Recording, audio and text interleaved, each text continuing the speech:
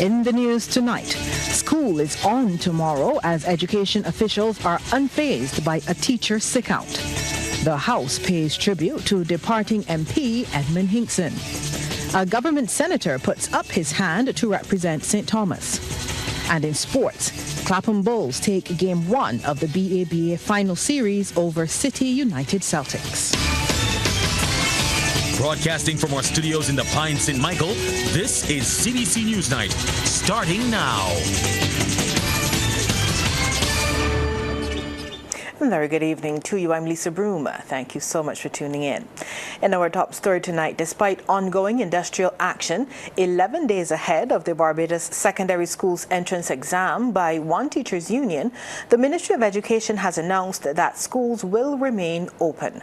Word of this from Chief Education Officer Dr. Ramona Archer Bradshaw during a press conference held at the Ministry of Education's Constitution Road St. Michael headquarters this afternoon. She says she's reached out to the principal of the Erdiston Teachers Training College and asked for teachers in training to sit with and teach affected students tomorrow. I want to assure the members of the public, I want to assure parents that this Ministry of Education is working to make sure that your children are safe and that whatever we do it in the best interest of your children, which in fact, or who in fact are our children. The BUT gave government an ultimatum to meet their demand of reinstating teachers' terms leave by the end of business yesterday or face 2 days of industrial action. Dr. Archer Bradshaw reports that following today's action, 6 schools were affected: Belmont Primary, Arthur Smith, St. Lawrence, Workman's, Sharon and St. Jude's Primary. And she has expressed a disappointment over the handling of the matter while praising principals for the way they handled the fallout today. Meanwhile, Minister of Educational Transformation, Senator Chad Blackman, says they remain open to continued dialogue with teachers over the ongoing issue dating back 11 years and invites the BUT to return to the table. He stresses industrial action is the ultimate last step in industrial relations and notes negotiations are still ongoing. Senator Blackman urges members of the BUT to exercise empathy towards the nation's children. There's a time under the sun for everything, and I want to say this to the country. But education is not the sector to play politics with. There's a time for politics. There'll be time for elections and different things. But we must hold a line, and I certainly, as Minister with responsibility for education of this great country, Barbados, will not allow our education and our children to be caught in the crossfires of politics. Can't work. And I would not allow it. Students at Sharon and Holy Innocents Primary Schools now have the tools they need to write the 2025 Barbados Secondary Schools entrance examination. Senator Gregory Nichols presented them with the gifts ahead of the exam slated to be held on May 6 this year. Senator Nichols says he's pleased to help the students on their education journey. Parents have a lot of challenges in these times, so some clients of mine and some friends of mine decided that we would put together some resources to make this presentation of these packages for these common entrance preparation kits to the kids this morning. We didn't get enough for all the other primary schools in the areas in the St. Thomas area, but we hope to make good in relation to some graduation packages for the other schools that were not included in this morning's presentation. Sharon's principal, Ingrid Lashley, says the presentation is timely and appreciated. It will be put to excellent use. They're very, very keenly preparing for their upcoming examination, and this is the first presentation they have had where they've been given this assistance, which I'm sure their parents will welcome because it will ease the amount that they have to do for these children going into common entrance and also into their graduation program. Health and safety officers in the workplace are putting their heads together to address issues of persistent challenges as new and emerging issues shape the future of occupational health and safety. These and other topics came up for discussion as the second edition of the Safety 360 conference got underway today at the Barbados Workers Union's Hugh Springer Auditorium at Solidarity House. Rachel Agard filed this report. Safety remains the #1 priority for those on health and safety committees in workplaces. And those gathered at this year's Safety 360 conference will also be addressing mental health in the workplace, climate-related hazards, change in technology, and the need for resilient people-centered policies. Minister of Labour, Social Security, and the Third Sector, Colin Jordan, notes a number of tragedies have been suffered by those working at heights, and he has given an instruction for a draft regulation on working at heights to be produced. He says this all forms part of government's push to create a workplace culture where safety, health, and wellness is prioritized. This is absolutely necessary. The very last one is still, for me, a very painful one, given how the tragedy took place, and then the actual, I'm not going to cause any of us to relive the scene, but the body and pieces of steel don't really work together. And those tragedies, we have to make sure that those tragedies are a thing of the past. Meanwhile, Director of the International Labour Organization, Decent Work Team and Office for the Caribbean, Dr. Joni Musa Bayana, says the ILO's Global Being for 2025 invites employers to rethink health and safety, the role of artificial intelligence and digitization at work. It invites us to think critically about how technology is reshaping not just how we work, but how we protect workers in this new digital landscape. ILO's own analysis of World Day 2025 highlights that these technologies, when implemented thoughtfully, can reduce physical strain, minimize human error, and strengthen our ability to monitor and prevent risks proactively. But this resolution in safety must be approached with care and dignity. And BWU's General Secretary Tony Moore urges workers to embrace new technologies. Our job here at the Barbados Workers Union is to ensure that when technology is introduced, it protects, but it does not pressure. Our job is to help you prepare for a future of work where your job will change. Technology, AI, digitalization will change the nature of your job. Our role is to help you prepare better to function in a world of work where technology removes some of the tasks that you have been accustomed doing, but prepares you and to take advantage of the opportunities to do other tasks that it imposes. World Safety and Health at Work Day will be celebrated on Monday. Rachel Agard, CBC News. Consistent and persistent is how Prime Minister Mia Armour-Motley has described outgoing Member of Parliament for St. James North, Edmund Hinkson. Her sentiment was part of a number of glowing tributes delivered by parliamentarians in the lower house as they reflected on MP Hinkson's political career, particularly the 3 consecutive terms he represented the people of St. James North. Ms. Motley is applauding Mr. Hinkson for serving with distinction as a parliamentarian.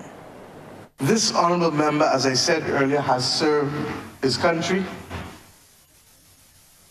his constituency, and his party with absolute distinction.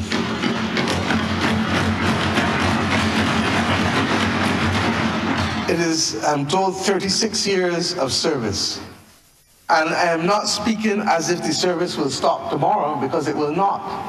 If I know this honourable gentleman, his passion for service will carry him in to deeper participation in current areas and new participation in new areas. And we look forward to what those areas are. Minister of Home Affairs and Information, Wilfred Abrams, says it was Mr. Hinkson who encouraged him to enter public life. The Honourable Member of St. James North is an astute politician. Tongue sharp, wit sharp, humor sharp, and as I said, sir, memory rail long. I have enjoyed sitting on this side and be able to see the honourable member when we're in here. I will for certain miss his presence in here. But I have no doubt that if he remains true to form, he will follow each and every one of us. And when the thought occurs to him and he thinks he can help us to do better for ourselves, for the party, or for Barbados, the call will come and the advice will be offered. Senior Minister in the Prime Minister's office, Dr. William Duguid, is applauding Mr. Hinkson for being a vocal and strong supporter for the community of the disabled. And no one could say otherwise. And of course, as the Prime Minister remarked, it obviously came a lot from his own experience in his own family, and his advocacy for that particular community has been stellar. And Barbados clearly,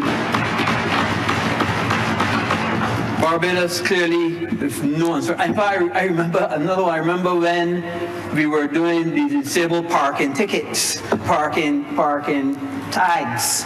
And the honourable member would call me and said, because then I was Minister of Transport, we need to get these parking tags. We need to get these parking tags. And as the Prime Minister said, relentless. And Minister of Agriculture, Food and Nutritional Security, Indar Ware, says he will always be thankful to Mr. Hinkson for helping him to secure the St. Philip South seat on the Barbados Labour Party's ticket. Mr. Ware admires the relationship and bonds Mr. Hinkson has formed with his constituents. But the honourable member made it his business to call his constituents early on mornings to wish them happy birthday. And were that not enough, he also made it his business to attend funerals, repeatedly making sure that he is present with families who have lost their loved ones. And of course, the genuine care that he had for people, he made sure that he was always in a position to be able to support anything that he's doing in his constituency through his fundraising events. The St. James North seat will be declared vacant as of 10 a.m. tomorrow, and constituents will await a by-election date. Prime Minister Mia Amor-Motley has implored world leaders to join the conversation around the climate crisis, regardless of political differences. Ms. Motley pointed to the late Pope Francis, who remained forthright in stating what was necessary to save the planet. The Barbadian leader believes part of the key is in finding what she termed the love language that makes conversations between opposing sides, including climate activists and climate deniers, possible. She warned the world is at an awkward stage, and if countries don't get the equation correct, it's going to destabilize access to food, water, and impact security. Things are possible, and it was Nelson Mandela who said, "It is only impossible until it is done." This world needs conversation. I've never sat in a room with the CEOs of oil companies. I would like to do so. And I've asked the UN Secretary General and President Macron, and I will ask President Trump and whoever, make this happen. We have everything to gain through the finding of a common purpose, even if we have different reasons for finding ourselves in the middle. Ms. Motley's comments came during a speech at the 2025 Time Earth Awards in Manhattan. Each year, the Time honors individuals whose actions have had an indelible impact on global efforts to address one of the most pressing crises facing the planet, climate change. This year marks Time's third annual Earth Awards. Ms. Motley says she accepts the award on behalf of Barbados, small island developing states, and other developing nations. I want to say to all who have received awards tonight that I am truly humbled to be among this group of awardees. Mike, your ability to step up and to offer funding to the UNFCCC is truly more than impressive. It is vital.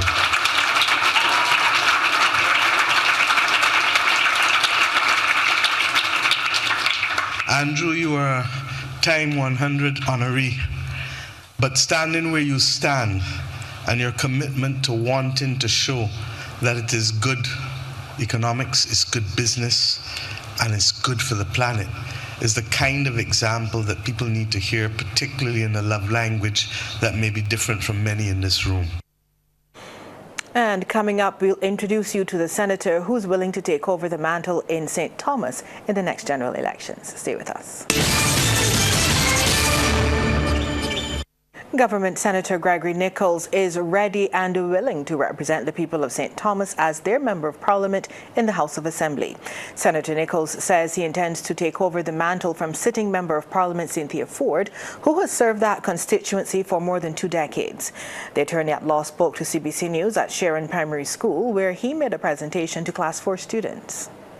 The MP, Ms. Ford, has indicated that she is no longer going to be contesting the seat. So yes, this is indicative of my intention to take on the mantle from Ms. Ford, who has been a great MP for a long time and a servant of the community. She taught here at the Sharon Primary School for many, many years. She was a Cub Scout leader. She was a Sunday school superintendent, and I have been groomed and working in this area for a long time. This presentation is nothing new. We've been working in the community quietly for many, many years, and I hope that this will be a start of a different relationship with the people in St. Thomas. Senator Nichols says he fully understands the dynamics and needs of the parish where he was raised. Well, I bring a certain confidence that we understand the parish a lot. This is an area where I spent a lot of time growing up, here in St. Thomas as a Sharonite, Sharon Church in the community, working with the community, understanding the issues that are peculiar to rural Barbados and how we have not always been part and parcel of the sweets that one would speak. So that is something we have to work on. There's also the preservation of our natural environment and making sure that it is not utilized in ways that would deprive the environment of its natural beauty. There's the issues of employment. There's issues of lack of sporting facilities. There are things that we need in St. Thomas. The court case where St. Joseph residents are challenging the construction of a wall at the Joes River Bridge is still ongoing.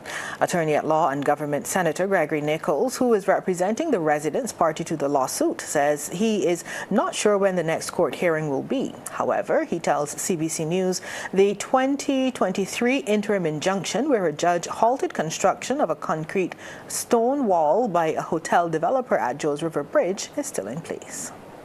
But I know that the landowner had made an application for the court to discharge the injunction. We are going to resist that. We believe that we have a very strong case. The laws of Barbados provide for a prescriptive right of way.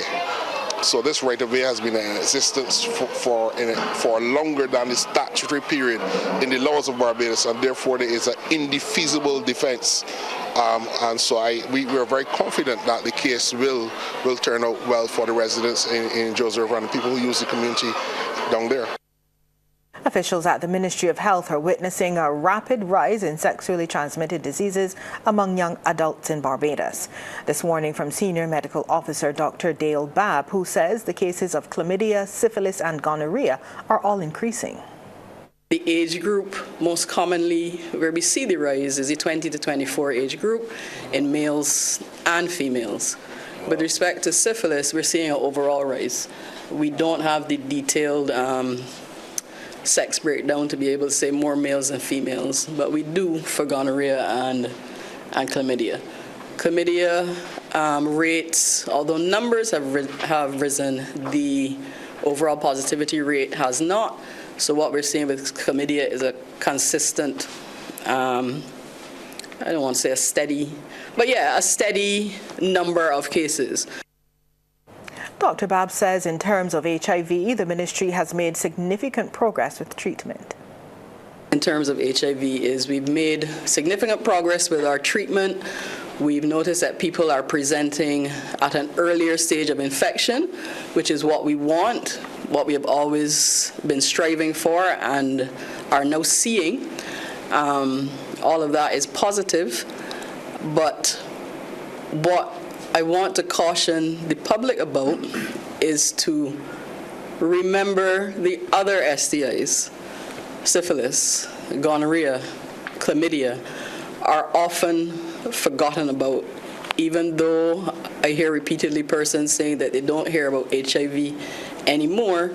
It hasn't gone anywhere, but guess what else hasn't gone? Syphilis, chlamydia, and gonorrhea. Sports Night, brought to you with the compliments of Great Health Works, agents for Omega XL. As promised, it's over to the sports studio and to Anne-Marie Burke for the first half in sports. Good evening, Anne-Marie. Good evening to you, Lisa. And I have good news in basketball for you Bulls fans. Burger King Clapham Bulls have taken the first step towards sweeping all the Barbados Amateur Basketball Association's titles this season. After winning the President's Cup and the 3-on-3 tournament, the Bulls took Game 1 of the Cooperators General Insurance Premier League Final Series over 246 Mobile Shop City United Celtics at the Barbados Community College last night. CBC's Mark Seal reports. Celtics started Jemai White to counter the Bulls' big man Akeem Marsh with height and size, but Marsh still got the first basket of the game, slipping behind White for the easy layup. There were two key elements of this Game 1. The refs set a playoff atmosphere, allowing players a measure of aggression without blowing the whistle. And as a result, there were turnovers. Simeon Maynard of the Bulls benefiting here after Celtics coughed up the ball. They had 18 turnovers on the night and Bulls 13. The players, however, for some amount of time seemed to relish the defensive freedom, and the offense didn't do too much complaining either. Rashid Maynard absorbing contact and still scoring on the play. He had 20. Similar thing at the other end, Joel Hunt one-on-one with Marsh, the lefty with a nifty spin move, absorbing the contact and finishing off the play off the board. Hunt had a double-double of 15 points and 11 rebounds. Celtics led after the first quarter by 2. At some point, though, the players got agitated by increasing contact. Rashid Maynard gets the basket, but clearly not pleased. Celtics, though, ought to have been a bit more pleased by the half, as they were still up. Darren Hurley made sure of that with this 3, with just seconds on the clock. He had 12, as Celtics led by 1 going into the break. Kazarian Adams came to life for Celtics in the third quarter. Here, Cesek taking advantage of the Bulls having a man down, and he gets the slam. He had a team-high 19. He also created for others. Here, driving and dishing to the wing. The unselfish play continues until Theo Greenwich gets the rock, and he goes for the layup, 2 of his 10. Celtics were inspired. Bulls losing possession again. Hurley leading the break, and Jared Allen finishes off with the stuff. However, the third would be as close as the first 2. And with this 3 from Simeon Maynard, who incidentally had a game-high 31 points, including 3 three-pointers, the Bulls managed to tie the game at 63 going into the fourth. Let's have a game reset. Celtics now leading 80-79 with 1:40 to play. And Bulls dialed up their defense.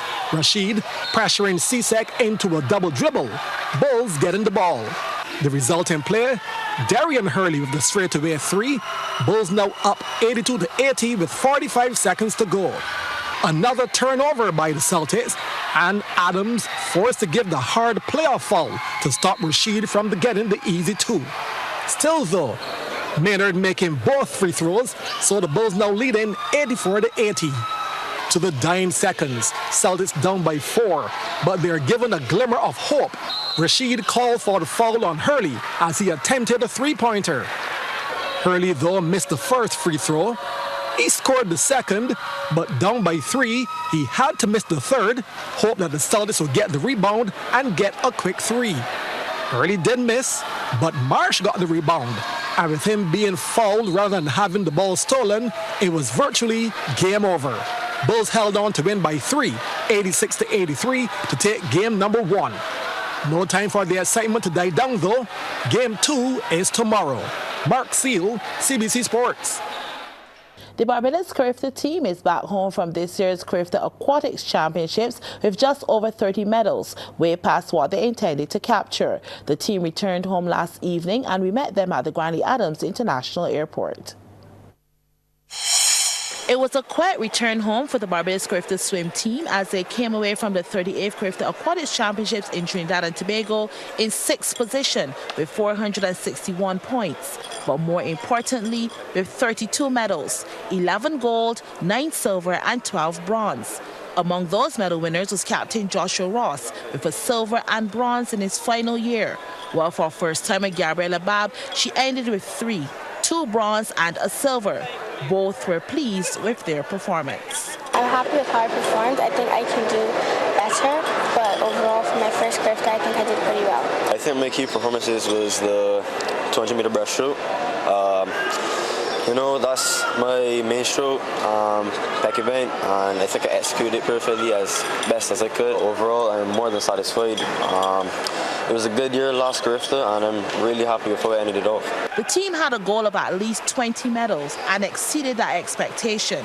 And assistant coach Tamara Patrick said they couldn't ask for a better showing from their charges. The team did very well. We were very proud of their performance. Going into the competition, we were looking at maybe about 19 or so medals. We ended up with 32, so they performed well beyond our expectations. So they really did a good job. With the CARIFTA Games behind them, the swimmers will now focus on the Goodwill Games set for August right here in Barbados. In the individual categories for World Aquatics High Points, Barbadian Kaija Eastman earned the most points in the girls 11 to 12 with 641. The Business Report, brought to you with the compliments of Republic Bank. We're the one for you. The levies on hired cars, meetings with the police and fire officials, as well as the Barbados Licensing Authority are high on the agenda of the board of the General Insurance Association of Barbados. The revelation from the new president of that body, Andrea Walton. In an exclusive interview, she tells Trevor Thorpe about the concerns of the board and of the industry. Andrea Walton is the new president of the General Insurance Association of Barbados. She is also head of Property, Casualty and Bank Assurance at Island Heritage Insurance Company Limited. Having just taken over GIAB, she has a number of areas of concern for her board. There are a number of things that require our attention. Namely, we have some uninsured drivers on the road. Funny enough, somebody hit me the other day and left the scene. Right? But thankfully the vehicle was not damaged. So those are things that we are encountering as an association. It concerns our members. Vehicle registration is another one. Obviously, the fire service talked about fires. That's something that will require our attention. The levies on hired cars, that was a hot topic just the other day. And that's something that also our members are concerned with. Under Ms. Walton's stewardship, there will be a continuation of the GIAB's outreach program. The association and the industry as a whole, over the last 2 years, we have worked very closely with CBCs.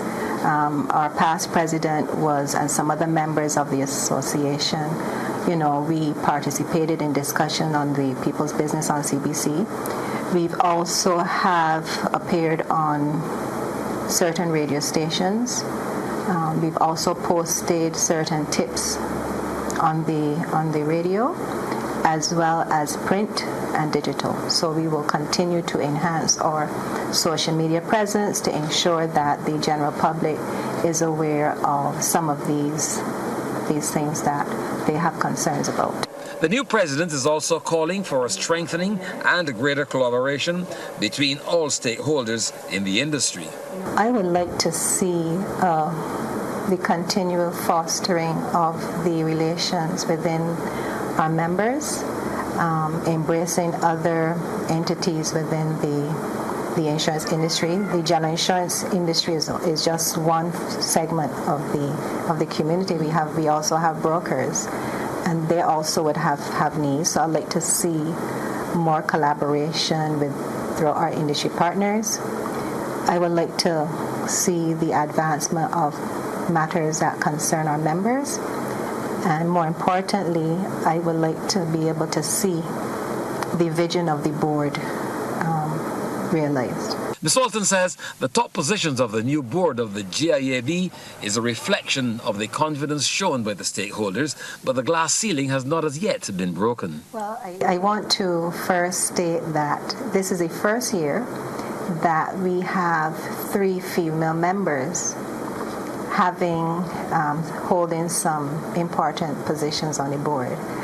My vice president is female and my secretary is also female. So I think that that speaks to the confidence and the direction that the industry sees us playing a role. We haven't broken the glass ceiling yet, but we will continue to do so. The life cycle of the General Insurance Association of Barbados is 2 years. Trevor Thorpe for the Business Report. Sports Night, brought to you with the compliments of Great Health Works, agents for Omega XL.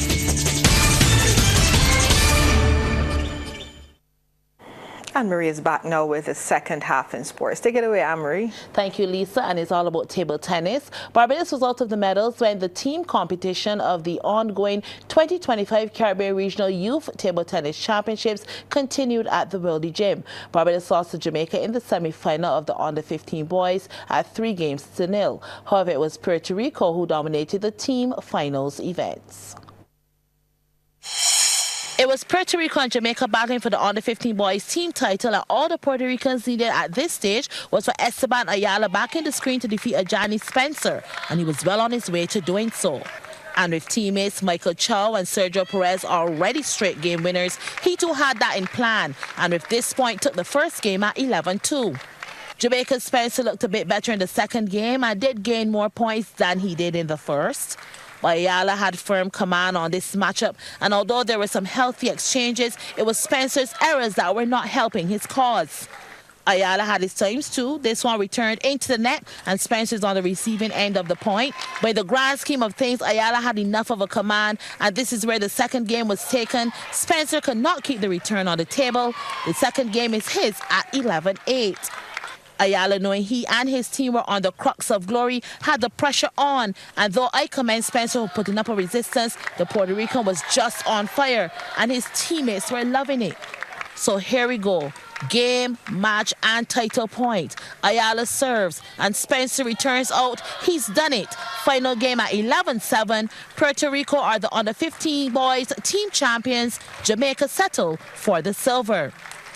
More celebration in the Puerto Rican camp as their under-19 girls will also be victorious. And it started with Crystal Melendez facing the screen, getting over Dominican Republic's Ariana Estrella. It wouldn't be an easy walkover, though, as this went down to 4 games. Estrella keeping Melendez on her toes. Both girls with good shot responses. Until Estrella went in for the kill. A nice backhand return did the trick. Actually, Melendez took the first game at 11-7 before Estrella, seen here getting the point, pulled things away for second game 11-9 win. But Melendez reclaimed the other 2 games at 11-8, 11-9. The match won here to set the stage for her teammates Edmari Leon and Valentina Davila to also be winners as Puerto Rico claimed the under-19 girls team title. The road for their under-19 boys was a little harder. Dominican Republic held them to 2 matches each up until this one, the decider between Puerto Rico's Yadier Lopez, celebrating this point, and Rafael Cabrera. If the first game was anything to go by, you know it was a battle to the end. Lopez returns too hard, so Cabrera gets a point off the back of narrowly losing the first game at 16-14. Cabrera did fall way behind in the second, going down 11-3, but was fighting to keep ahead in this decisive third game, beating Lopez to his right. But Cabrera gave quite a few points away through errors into the net, and Lopez was smelling that victory now. Lopez on the brink of the win, 9-6. Well, make that 10-6. Game, match, and team victory point. Lopez serves, and it's an ace. Lopez wins the final game at 11-6. Puerto Rico are also the under-19 boys team champions. And that's our news for tonight. On behalf of the entire team, thank you so much for tuning in. Good night.